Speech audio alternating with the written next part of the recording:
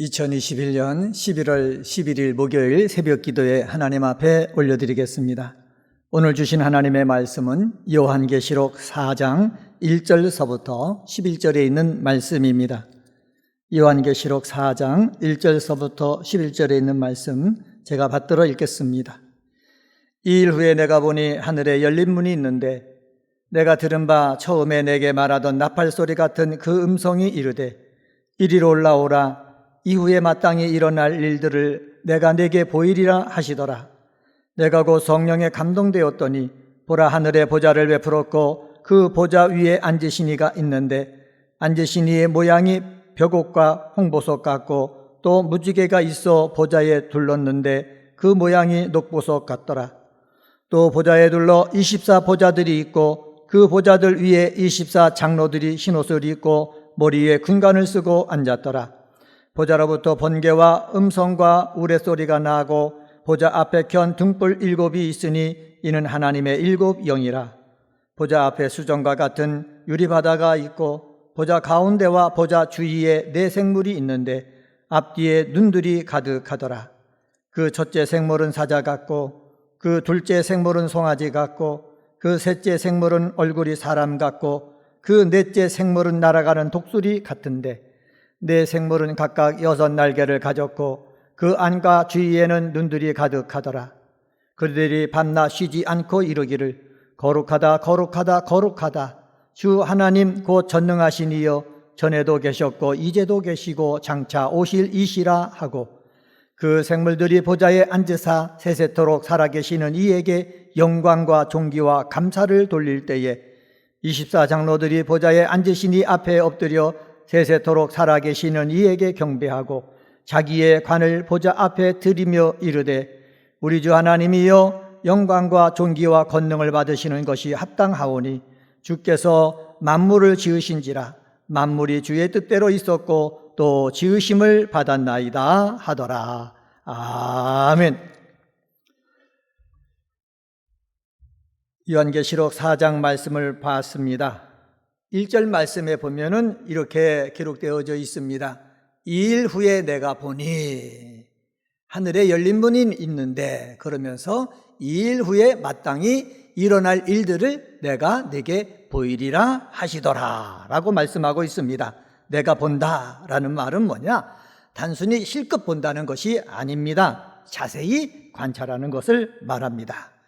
요한이 성령의 감동하심을 입어가지고 직접 환상을 보았는데 그 환상을 자세히 관찰했다라는 것을 말하고 있습니다. 그러니까 요한이 본 환상은 창작물이 아니라는 거지요. 실제로 목격한 것에 대한 진술이다라는 것을 우리들에게 분명히 하고 있습니다. 근데 거기서 무엇을 봤다고 얘기했습니까? 하늘에 열린 문을 보았다라고 말씀하고 있습니다. 2절 상반절 말씀 보시기 바랍니다. 2절 상반절에 보면은 내가 곧 성령에 감동되었더니 보라, 하늘에 보좌를 베풀었고 성령에 감동되어서 봤더니 하늘의 보좌를 베풀었다라고 말씀하고 있습니다. 오늘은 성령에 감동되어 가지고 요한이 본 그 하늘 보좌의 여러 모습, 이런 제목으로 오늘 말씀을 전하겠습니다. 하늘 보좌의 여러 모습. 첫 번째 2절서부터 3절에 보면은 하늘 보좌에 앉으신 이가 있습니다. 2절 하반절입니다. 2절 하반절에 보면 보라, 하늘의 보좌를 베풀었고 그 보좌 위에 앉으신 이가 있는데 하늘의 보좌를 베풀었다고 말씀하고 있습니다. 신약 성경에 보좌라는 표현이 총 62에 사용되었는데 요한계시록에만 47번 언급되었습니다. 여기서 요한이 지대한 관심을 갖고 있는 것이 그것이 바로 뭐냐? 하늘에 있는 뭐였다? 보좌였다라는 사실입니다. 오늘 본문인 4장에서만 살펴봐도 3절에 보면 이렇게 말합니다. 보좌에 둘렸는데 라고 말씀하고 4절에 봐도 보좌에 둘러 그 보좌들 위에 라는 말씀이 있고 5절에서는 보좌로부터 또 6절에 보면은 보좌 앞에 9절에 보면은 보좌에 앉으사라고 말씀하고 있고 10절에 보면은 보좌에 앉으시니 앞에서라고 말씀하고 있습니다. 이 보좌는 어떤 보좌입니까? 하나님께서 앉으신 보좌예요. 하나님 아버지께서 앉으신 보좌. 보좌에서 무엇을 합니까? 통치를 합니다. 통치 속에는 뭐가 포함되어 있습니까? 심판이 포함되어 있습니다. 그래서 하늘 보좌에 하나님 아버지께서 앉아 계시는데 이 속에서 뭐 하신다? 통치하시면서 심판하신다라는 사실입니다. 3절 말씀 보시기 바랍니다. 3절에 보면은 이렇게 말합니다.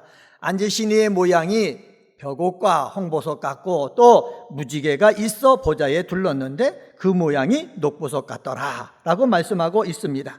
여기 벽옷 같은 모습의 하나님은 뭐냐? 하나님의 통치는 투명하고 의롭다는 뜻입니다. 홍보석 같다라고 얘기했지 않습니까? 이것은 따뜻하고 애정이 넘치는 통치의 모습을 상징하고 있습니다.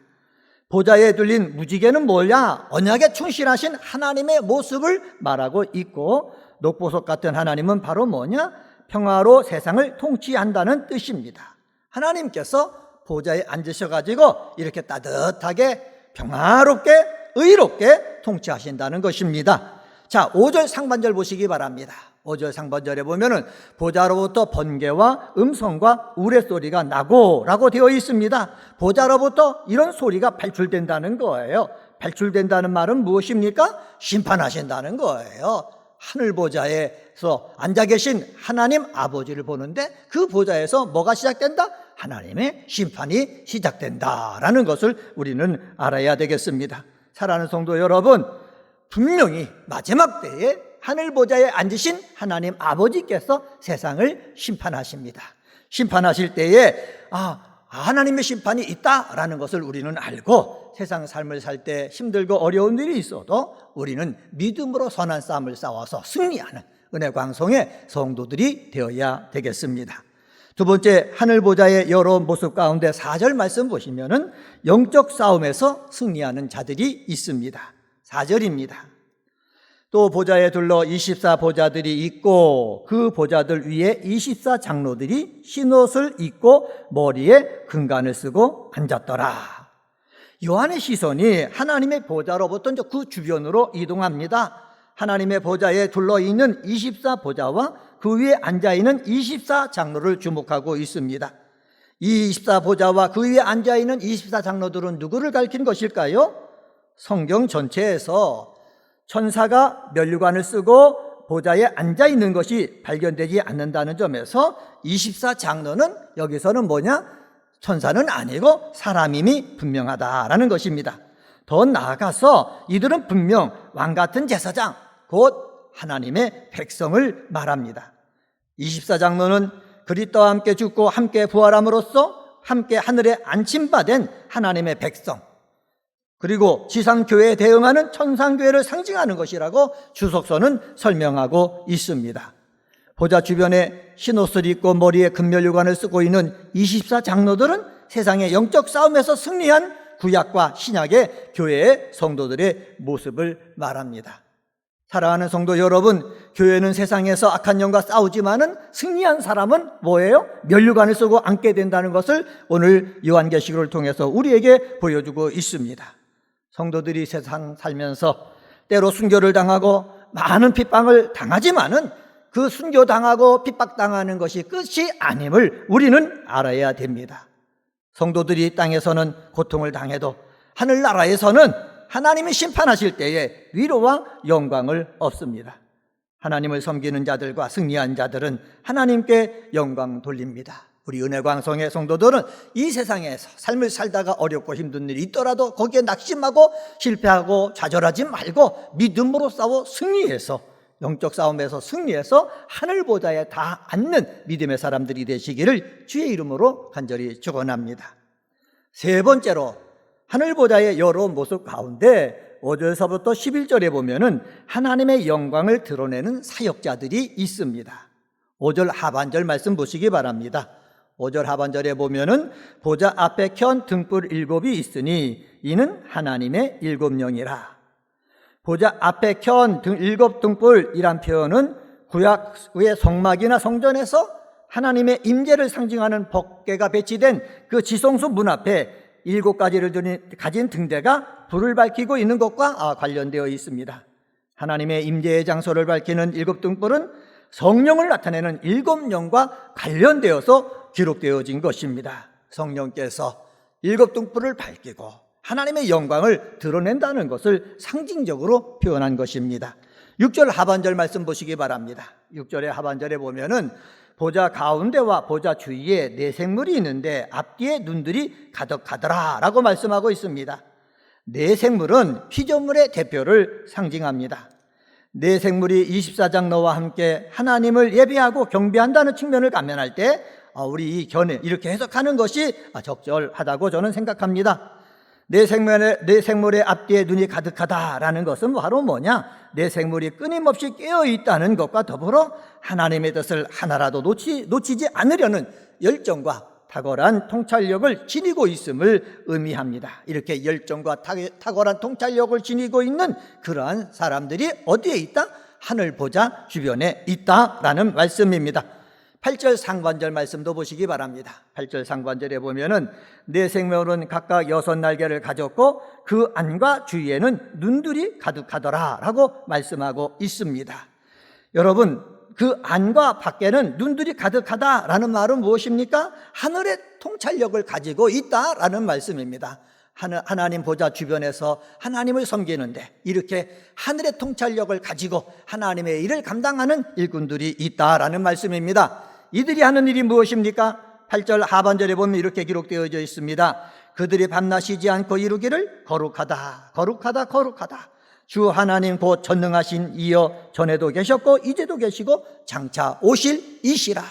그 속에서 뭐 한다는 거예요? 하나님을 찬양한다는 거예요. 하나님 앞에 영광 돌린다는 거예요. 사랑하는 성도 여러분, 우리도 이 땅에 있을 때 천국에서 하나님 앞에 영광 돌리는 것들을 연습해야 될 줄 믿습니다. 어렵고 힘들어도 감사하고 어렵고 힘들어도 성령 안에서 하나님을 높일 수 있는 찬양을 감당하는 저와 여러분이 되시기를 예수님의 이름으로 간절히 축원합니다. 말씀을 정리하겠습니다. 오늘은 요한계시록 4장에 있는 말씀 가지고 하늘 보좌의 여러 모습이란 제목으로 말씀을 전했습니다. 하늘 보좌에 앉으신 이가 있습니다. 바로 하나님이십니다. 영적 싸움에서 승리한 성도들도 있습니다. 하나님의 뜻을 이루는 사역자들이 있습니다. 이 하늘 보좌 주변에 있는 주인공이 바로 은혜광성의 우리 기도의 동역자들이 다 되시기를 주님의 이름으로 간절히 축원합니다. 기도하시겠습니다.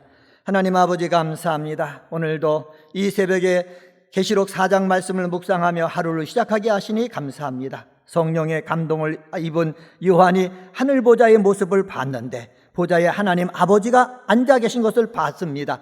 그 속에서 하나님의 통치가 이루어지고 하나님의 심판이 이루어진다고 말씀하시니 하나님, 우리가 육체를 가지고 이 세상 삶을 살 때 어렵고 힘들고 억울하고 하나님 아버지 마음 아픈 일이 많이 있더라도 그것 때문에 낙심하지 않게 하시고 하나님께서 심판하신다는 확신을 가지고 힘있게 사는 우리 성도들이 되게 하여 주시옵소서.